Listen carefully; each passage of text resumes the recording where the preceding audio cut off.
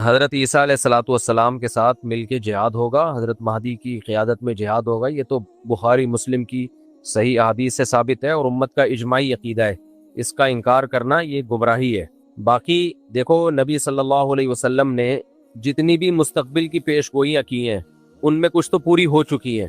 آپ صلی اللہ علیہ وسلم نے پیش گوئی کی تھی ایک آگ نکلے گی، مجھے پوری حدیث کے الفاظ یاد نہیں ہیں، بہت یعنی ظاہر ہے حدیث پڑھے ہوئے 20-25 سال ہو گئے، یہ والی حدیث ہے اس کی بات کر رہا ہوں کہ اس سے اونٹوں کی گردنیں روشن ہو جائیں گی۔ تو علامہ نووی رحمہ اللہ نے لکھا ہے کہ یہ آگ لگ چکی ہے دنیا میں، بہت بڑی آگ لگی تھی عرب میں، تو یہ نبی صلی اللہ علیہ وسلم کی پیش گوئی پوری ہو چکی ہے آج سے کئی سو سال پہلے۔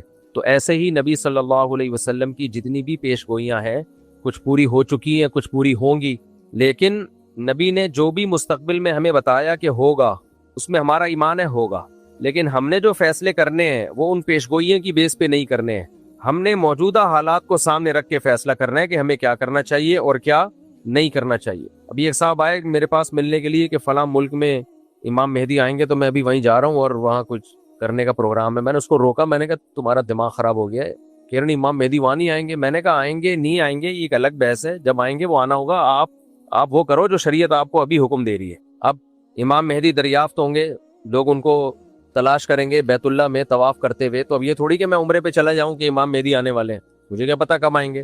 جب جو کام ہوگا وہ ہو کے رہے گا، ہم نے وہ کرنا ہے جس کی شریعت جس کا ہمیں حکم دے رہی ہے۔ دیکھو نبی صلی اللہ علیہ وسلم کی سیرت میں جہاد بھی نظر آئے گا آپ کو، دعوت بھی نظر آئے گی، برداشت بھی نظر آئے گا، انتقام لینا بھی نظر آئے گا، یہ سب چیزیں نبی صلی اللہ علیہ وسلم کی سیرت میں ہیں۔ انتقام بھی لیا آپ نے، برداشت بھی کیا آپ نے، جہاد بھی کیا آپ نے، جہاد کو ٹالا بھی ہے آپ نے، صلح حدیبیہ میں آپ نے جہاد کو ٹالا ہے، یہودیوں سے دشمنی بھی کی، ادھر توجہ کریں میری طرف، ادھر کیا دیکھ رہے ہیں، یہودیوں سے آپ نے دشمنی بھی کی اور یہودیوں سے معاہدے کر کے ایگریمنٹ بھی کیے جنگ بندی کے۔ تو اس سے پتہ چلتا ہے بھائی اسلام ہمیں حکم دیتا ہے گراؤنڈ ریئلٹی، زمینی حقیقت کو سامنے رکھ کے فیصلہ کرو، زمینی حقیقت کو سامنے رکھ کے فیصلہ کرو کیا کرنا چاہیے اور کیا نہیں کرنا چاہیے۔ تو دو میدان ہیں جو اسلام نے ہمیں دیے، ایک میدان ہے دعوت کا اور ایک میدان ہے جہاد کا۔ تو جہاد کے میدان میں یہ فیصلہ کرنا پہلے ضروری ہے کہ کہاں ہوگا کہاں نہیں ہوگا، اس کے اسباب کیا ہیں آپ کے پاس۔ نبی صلی اللہ علیہ وسلم نے مکہ میں 13 سال جہاد نہیں کیا، اسباب نہیں تھے۔ نوح علیہ السلام نے 950 سال جہاد نہیں کیا، اس لیے کہ 40-50 لوگ پوری قوم سے نہیں لڑ سکتے تھے۔ بنی اسرائیل نے حضرت موسیٰ علیہ الصلوۃ والسلام جب تک نہیں آئے فرعون کے خلاف بغاوت نہیں کی، اور موسیٰ علیہ السلام کے آنے کے بعد بھی بغاوت نہیں ہوئی ہے، کیوں؟ فرعون بہت طاقتور تھا، وہ بنی اسرائیل کے بچے ذبح کر رہا تھا، تو جو قوم اپنے بچے ذبح ہونے سے نہیں بچا سک رہی، وہ اس کے خلاف تلوار لے کے کیسے چڑھ جاتی فرعون کے خلاف، اتنا طاقتور تھا۔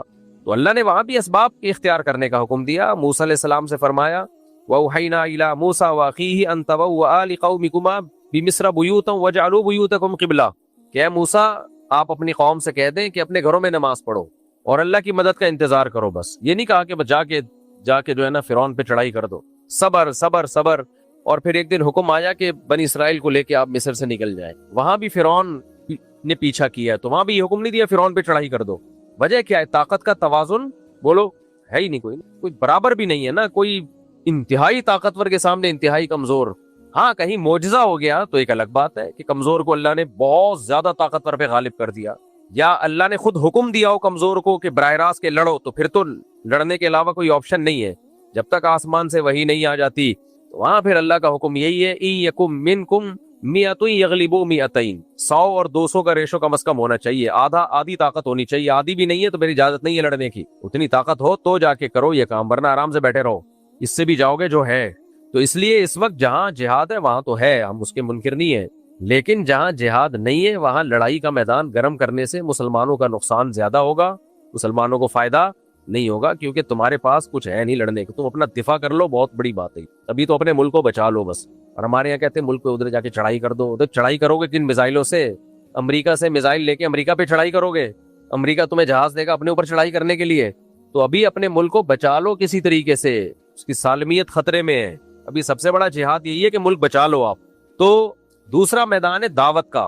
دعوت کا میدان کیا ہے؟ نرم، اس میں تلوار نہیں ہے، جو تبلیغ ہے۔ موسیٰ علیہ السلام کو اللہ نے فرعون کے پاس بھیجا، قولا لہ قولا لینا لعلہ یتذکر او یخشی، فرعون کے سامنے جا کے بھی آپ نے نرم لہجے میں بات کرنی ہے. تو فرعون سے بڑا ظالم دنیا میں کوئی ہو سکتا ہے؟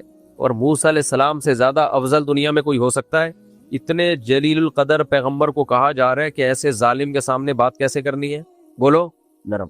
تو آج ہماری دعوت میں نرمی ختم ہو گئی. دعوت میں نرمی ختم. جو جہاد کی جو میدان میں کرنے کی چیزیں تھیں وہ دعوت کے میدان میں ہو رہی ہیں. وہ بھی کافر ہے, وہ بے پردہ عورتیں. اب بے پردہ عورتوں میں بیان ہو رہا ہے تو یہ تھوڑی بیان ہوگا کہ تم سب جہنم میں جاؤ گے, سے وہ پردہ تھوڑی کر لیں گی وہاں. تو ادعو الی سبیل ربک بالحکمت والموعظۃ الحسنہ, اس کو تو حکمت سے دین کی دعوت دینی ہے, ان کو تو قریب کرنا ہے دین کی دعوت کے لیے. تو یہ بہت بڑا مسئلہ ہے. اب گھر میں جو شخص دیندار بن جاتا ہے وہ بدتمیز بہت ہو جاتا ہے. گھر میں جو بھائی نمازی پرہیزگار ہوگا وہ کیا ہوگا؟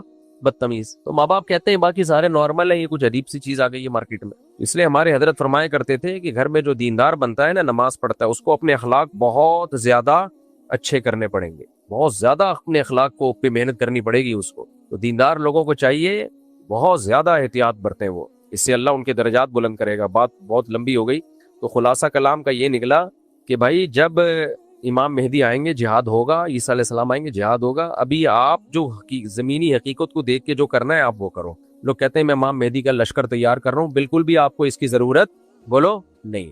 کائنڈلی آپ یہ کام نہ کریں. کہتے ہیں میں عیسیٰ علیہ السلام کے لیے ایک لشکر تیار کروں, رہنے دو بس آپ, وہ لشکر کہیں اور جا کے پھٹے گا, سب کو خراب کرے گا وہ. سمجھتے ہو, بہت لوگ آئے ہیں, بہت تحریکیں اٹھی ہیں, ہم عیسیٰ علیہ السلام کے لیے لشکر تیار کر رہے ہیں, اور پھر یہ ہمارا یہ لشکر یہاں سے اٹھے گا, ہوتے ہوتے شام میں جا کے حضرت عیسیٰ سے مل جائے گا.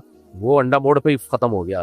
تو جو ابواب الفتن ہے نا, نبی سے جو فتن کے ابواب ہیں, وہ ہمیں بتانے کے لیے کہ ایسا ہوگا. بس کرنا کیا ہے بھائی؟ کرنا وہ ہے جو آج سمجھ میں آ رہا ہے. ایک صاحب مجھے کہنے لگے کہ میں نے کہا کہ اتنی عورتیں بیوہ اور طلاق یافتہ عورتوں کی تعداد بھی بڑھ رہی ہے, ان کا گروتھ ریشو بھی بڑھ رہا ہے, اور مردوں میں موت بھی بڑھ رہی ہے مردوں میں. تو انہوں نے کہا دیکھیں تو قیامت کے قریب تو 50 عورتیں اور ایک مرد ہوگا, تو 4 شادیاں بھی کافی نہیں ہوں گی. حدیث میں آتا ہے قیامت میں عورتیں اتنی زیادہ ہوں گی, 40, ایک روایت میں آتا ہے 40 عورتوں کے مقابلے میں ایک مرد ہوگا. اب یا تو وہ ایٹم بم سے مرد مر چکے ہوں گے یا کیا ہوگا, یہ اللہ ہی بہتر جانتا ہے, لیکن ایسا ہوگا. حدیث میں آتا ہے 40 مرد اور ایک عورت یہ ریشو ہوگا. تو اب میں کہوں کہ جی چونکہ قیامت میں ایسا ہوگا تو پھر تو اب ایک مرد 4 شادیاں بھی کر لے تو عورتیں پوری نہیں ہوں گی, تو کوئی فائدہ ہی نہیں ہے 4 شادیوں کا. ایک صاحب مجھے کہہ رہے تھے فائدہ ہی نہیں ہے, اس لیے تو کیا کریں ہم, تو ایک ہی کرو بس, اپن کو مرنے دو. اور یا کوئی مفتی آگے فتویٰ دے دے کہ قیامت کے قریب 40 عورتیں ایک مرد ہوں گے, تو اس ایک مرد کے لیے 40 عورتوں سے نکاح جائز ہے. ابھی سے ٹریننگ شروع کر دیں ہم, اس کی تیاری. حکیم لوگ دوائیں ایجاد کرنا شروع کر دیں. بھئی ایک مرد اور 40 عورتیں ہوں گی, تو ایک مرد کو 40 عورتوں سے نکاح تو کرنا پڑے گا نا, تبھی تو عورتیں نمٹیں گی. تو اس لیے ہم ابھی سے تیاری شروع کر دیں, دوائیں کھانا لوگوں کو شروع کر دیں, اور فتویٰ دینا شروع کر دیں بھائی 4 سے زیادہ بھی جائز ہے. تو کہ یہ عقل مندی کا کام ہوگا؟ کوئی عقل مندی کا. اب اگر کوئی کہے بھائی ابھی جو ہے نا آپ لوگوں کو سمجھائیں, تیار کریں, 4 سے زیادہ شادیاں کریں, کیونکہ ایک وقت آنے والا ہے کہ عورتیں اتنی ہوں گی, تو اس کا جواب کیا ہے بھائی؟ جب وہ وقت آئے گا تو اس وقت دیکھا جائے گا. ابھی ہم نے ابھی کے حساب سے اتنی عورتیں نہیں ہیں, ایک کے مقابلے میں 4 بھی نہیں ہیں, تو ابھی کے حساب سے جو ہے نا ہم اس پہ فتویٰ دیں گے. تو مستقبل میں جو ہوگا وہ ہوگا. تو ایسے تو حدیث میں آتا ہے کہ جب قیامت آئے گی نا, تو ایک شخص بھی اللہ کا نام لینے والا نہیں ہوگا. اب ہم کہیں چونکہ سب خراب ہو ہی جائیں گے تو لوگوں کی اصلاح کی ضرورت کیا ہے؟ تو بھائی ہم نے تو ابھی اصلاح کرنی ہے, لوگوں کو جہنم سے بچانا ہے. جو ہونا ہوگا وہ جب ہونا ہوگا وہ ہو جائے گا. ہم نے ابھی کو دیکھ کے چلنا ہے کہ ابھی کیا ہوگا. منگنی کے بعد عید اور دیگر موقعوں پر لڑکی کو لڑکے والوں کے گھر کی طرف سے دیے جانے والے تحائف کیسے ہوں؟ یہ منگنی ہی نہیں ہے اسلام میں, تو منگنی کے بعد تحفے کہاں سے ہوگا؟ خطبہ کا لفظ ہے عربی میں, اور حدیث میں بھی خطبہ کہتے ہیں نکاح کا پیغام بھیجنا. بھائی آپ کو کوئی رشتہ پسند آ رہا ہے, 2 رکعت پڑھ کے استخارہ کیا, سنت استخارہ, اس میں نکلے گا کچھ بھی نہیں, اس میں نکلتا کچھ بھی نہیں ہے. استخارہ ایک دعا ہے, اللہم ان کنت تعلم ان ھذا الامر خیر لی فی دینی ومعاشی وعاقبۃ امری فاقدرہ لی, اللہ مقدر کر دے اگر یہ بہتر ہے.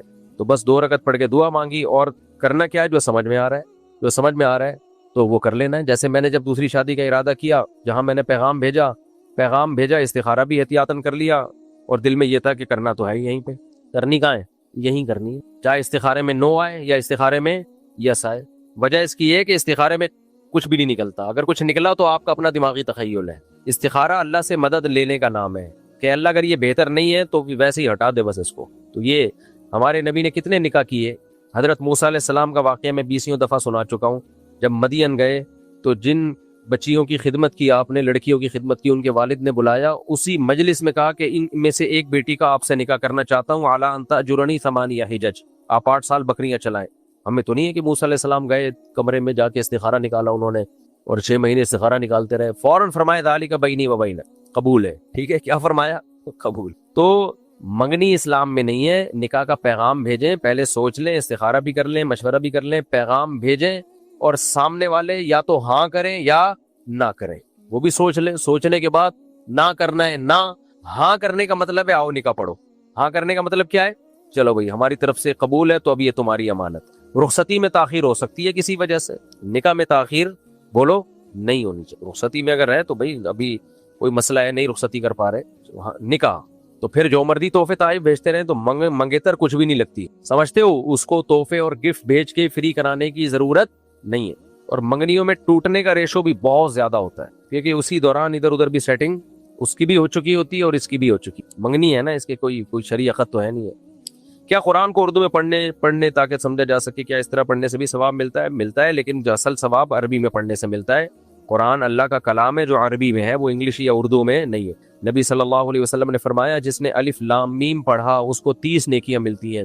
حضرت مولانا اشرف علی تھانوی رحمہ اللہ نے بڑی زبردست بات لکھی ہے، فرمایا نبی نے مثال دی ہے حروف مقطعات کی جن کا مطلب اللہ کے سوا کسی کو معلوم نہیں ہے۔ تو اس سے پتہ چلتا ہے قرآن بغیر مطلب کے سمجھے بھی 30 نیکیاں ملتی ہیں، 3 کلموں پر مشتمل ایک لفظ، ایک کلمہ پڑھنے سے۔ تو الف 10 نیکیاں، لام 10 نیکیاں، میم 10 نیکیاں، تو یہ بغیر سمجھے پڑھنے پر ہے، تو سمجھ کے بھی پڑھو اور بغیر سمجھے بھی پڑھو۔ آپ جو مطالعہ کرتے ہیں نا قرآن کا، اس پہ تلاوت کا ثواب نہیں ملتا، ٹھیک ہے، تفسیر سمجھنے کا ثواب مل جاتا ہے، تو تلاوت کا ثواب جب بھی ملتا ہے۔ اچھا میری تفسیر کے لیکچر ہیں مفتی طارق مسعود اسپیچز جو ہمارا چینل ہے، تو اس پہ جا کے وہ لیکچر سنیں شروع سے، اس سے قرآن انشاءاللہ آپ کو قرآن کی زبان میں سمجھ میں آئے گا۔ تو تفسیر بھی پڑھا کریں، تلاوت بھی کیا کریں۔